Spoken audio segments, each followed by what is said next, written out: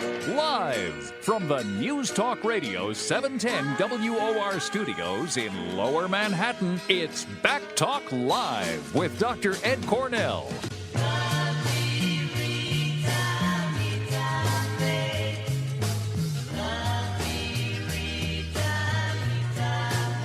Back Talk Live, the program that focuses on health issues of your neck, brain, and back. Rita! If it's Sunday night at 7:30, then it's Back Talk Live. Good evening and welcome to a very special edition of Back Talk Live. Tonight we are very fortunate to have the well-known Emmy Award-winning TV personality and anchor Rita Cosby with us. We'll be discussing her brilliant book, Silent Hero. I'm your host, Dr. Ed Kornel, with Tom, terrific producer, Bobby. Happy birthday night. Yes, that's right. Because it's Bobby's birthday today. So everyone, happy birthday, Bobby. Okay. So once again, our special guest tonight is the well-known Fox anchor and Emmy Award-winning television journalist, Rita Cosby. Welcome and thanks so much for being on our show. I love being with you guys, and happy birthday, Bobby. Thanks, Rita. You look great pushing 30. You look fantastic. Likewise. Baby Bobby. It's so nice to have an attractive woman among all the men here tonight. That's why all the guys keep stopping by the we're the especially studio. fortunate tonight. I'm here to keep all of you in line. Yes, and you do it so well. Well, Rita, you wrote what I think is a brilliant and moving book about your father, Quiet Hero, Secrets from My Father's Past. And in the book, you discovered that he was a highly decorated resistance fighter in the Polish underground as well. I read the book, and I couldn't put it down. Thank you. I read it in 2 days, nonstop, and a lot of the time I found that there were tears running down my cheeks. It's an extraordinary story about how you discovered your father's true past. I was wondering, you've covered numerous wars. Prior to finding that trunk and interviewing your father, did you have any awareness of your father's past in World War II? You know, just bits and pieces. And we were talking about your dad and your experience with your own history, which is equally fascinating, we have a remarkably too. similar set of experiences. And it's funny, when you go through that, you feel that instant bond with someone else who's been through That's right. it. And in my case, I just heard bits and pieces. And I really believe my dad was sort of part of that greatest generation. There's twofold with my father. One was, I think he's incredibly humble. I picked the title Quiet Hero because even to this day, despite all the fanfare and all the publicity that the book has gotten, my father still believes all the attention should be on his comrades because they were the heroes, not him. Sort of that was syndrome. very clear. That was very clear in your book, but it was also very clear that there's no question that he's a hero. But I was wondering if you had thought much about World War II and how it had affected you personally before you found out all of this about your father. You covered all these other wars, but how much did World War II impact you before? No, I mean, I knew my father had been a part of World War II. And I think there was always, for me as a child, all these mysteries, wanting to fill in the puzzle. Because I knew my dad was Polish. I knew he had been in World War II. That was basically about it. And I had always felt in awe of anybody who participated in World War II, because when you look at the numbers, particularly of those who died in World War II, and the tremendous sacrifices. I mean, I just came back from spending a weekend with Gold Star families in Washington, D.C. That had to be an extraordinary, powerful, moving experience. I must have cried, Ed, probably 200 times this weekend, because these people are coming over and thanking me for emceeing an event it's for Families United. It's this amazing group, and what they do is they help these Gold Star families who have lost a son, a daughter, a brother, a father in battle in Iraq or Afghanistan or elsewhere in any conflict in the world. There were some who died at Fort Hood. Remember the Fort Hood shooting that took place? And I had a woman who came over and said, my son was so-and-so who died at Fort Hood. But it is so, how do you say thank you to these families? And this was my way to give back. But when you think about the incredible numbers of those who died in World War II. The numbers are staggering. Staggering. But you really did such meticulous research for this book. Thank you. It really was so comprehensive that you uncovered facts that probably other people weren't even aware of. Absolutely. And even my father wasn't aware of some of the things, which, it was an interesting position to be. My dad's still alive. I said, I have this responsibility to do it while he's alive, while his memory is great, while we found some documents. And then we retraced his steps, and it was the wildest thing to be able to fill in my father's past and fill him in with details that he didn't know, because in wartime, you only get sort of an isolated picture of what's happening. Of course. And I was giving him scenes that he didn't even know He of. didn't know what had happened in Poland subsequent And what to happened to his leaving. comrades, too. Right. I was telling him, by the way, your buddy so-and-so is alive. This Well, other that was buddy one isn't. of the most moving parts in the book when he discovered that.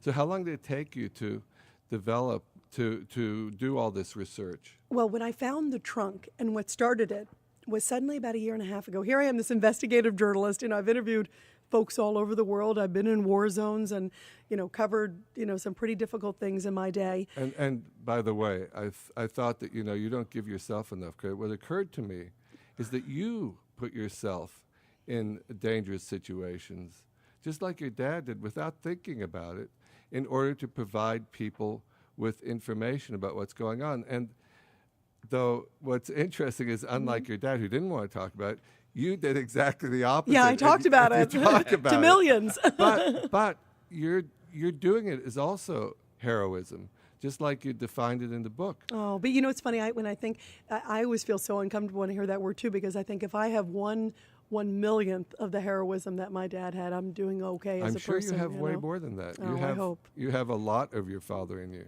Well, it's funny. As I grow up now, I realize some of my characteristics or lines or things I did, and maybe it is part of the reason. I also think because I wasn't able to ask questions at home, now I've sort of realized as I write this book that maybe that's why I became an investigative journalist, because I wasn't able to ask the questions at home, so I wanted to ask them everywhere else. I discovered that you can't ever ask quite enough questions because, as I mentioned to you, my father was also from Poland, and he had to flee during the war. But the difference is that he spoke about it quite a bit, and so it affected me in a different way. I felt the constant pain of it, and I lived with the constant pain. But even with all I knew about him, there's still more questions. There's never is always enough. You more guys are to know. killing me. Well, I want to know what's in the trunk. I went in the trunk. Should I tell Bob or not? Tell him what's in the trunk. Okay, good. Tell everybody what's in the trunk. All right. I'll tell Bob first, and then I'll tell everybody else. Well, Bob, what we found in the trunk, which was amazing, about a year and a half ago. Unfortunately, my mother passed away. That was a tragic part of the story also. Which was always such a painful, and you have that difficult emotional task of what to keep, what not to keep. But just to mention, what seemed to me to be as painful as your mother's passing was the fact that your father wasn't able to provide you support at that time. My father was very emotionally detached. There's no question. I mean, my father, and you talked about PTSD on the way in, and my father was very removed, Right. I think, emotionally. And it was easy for him to leave the family, and I think a lot of it was what he went through. We got to tell Bobby about what was in the trunk. So Well, you guys have can read the make book. him I'm dying to know what's understand. in the trunk. In the trunk. So in about a year Inspired and a the half, whole story. So about a year and a half ago, all of a sudden we go through my mother's belongings, and I see this old trunk in the corner, and I'd never seen it before. And inside, I found a rusty POW tag. I found a bloody and torn Polish armband. I found this card that had code names in it, and then I found a card of an ex-POW named Ryszard Kozabutsky, and all these other items in there. And I said, oh my gosh, Who's this this is guy? my father. This has got to be my dad. And it had a different birth date than what I thought my dad has been all these years. And my father, who left the family when I was a teenager, not only was my father detached when my mother died, my father basically left the family on Christmas one year. And suddenly he got a divorce from my mother, but he basically divorced all of us. And that was part of the reason for the estrangement, but also my father was very easily able to separate and say, okay, I'm leaving. Well, one of the things that struck me was that, of course, your father suffered great pain, seeing his friends die, having been injured multiple times, including one time, which was a very, very horrible injury from which he suffered unbearably. But you also suffered from that because of the distance and the emotional detachment. So how did you handle that growing up? I always felt I didn't have a father, and I literally think this is the first Father's Day where I really feel like I have a father that I can remember. And it was a beautiful Father's Day because at the end of the day, I have a father and a best friend now as a result of this process. And I think it was breaking through that wall because we talked about my dad not only being the greatest generation, sort of that part of being humble. My father was so emotionally traumatized by what he went through. And I think it was easier for him to just sort of lock it away.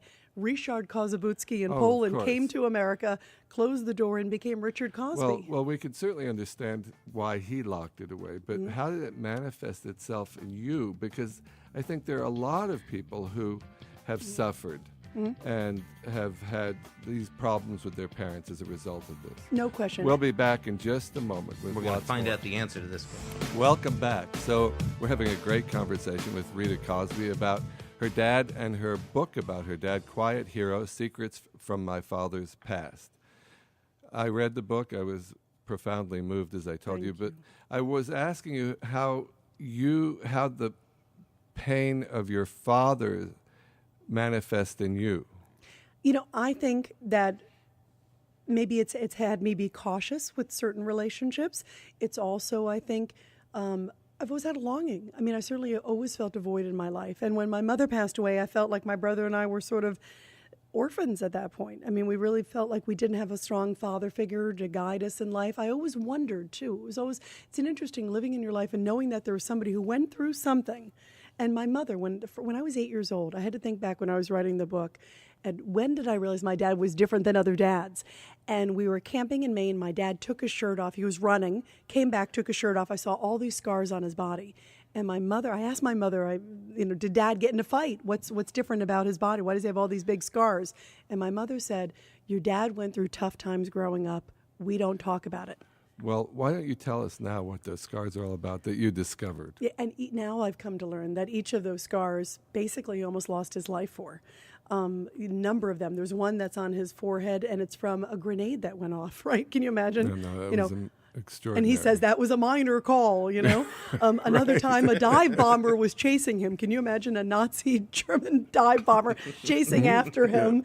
And he luckily ran into a building. The whole building collapsed on top of him, and he pulled himself out. I've heard that story before. I had an uncle who had a similar experience. And can you imagine? Yeah. And that was a minor thing for him. If you escaped, it was minor. Yeah, it was a minor. Exactly. It was a good day, That's how they looked at it. Another time, and then he escaped through the sewers. One of the most dramatic things that I think about my father going through, one night he talks about, this is 1944, it's the uprising, and it's incredible, the stories of what, your history too, being Polish, the guts of the Polish people fighting against the most vicious war machine. I mean, talk about a David and Goliath fight. My dad was fighting with sticks and Molotov cocktails. Well, you've been to Poland since then, and you know about the Polish pride and the Polish heart. They are so courageous and so proud of what these uprisers did.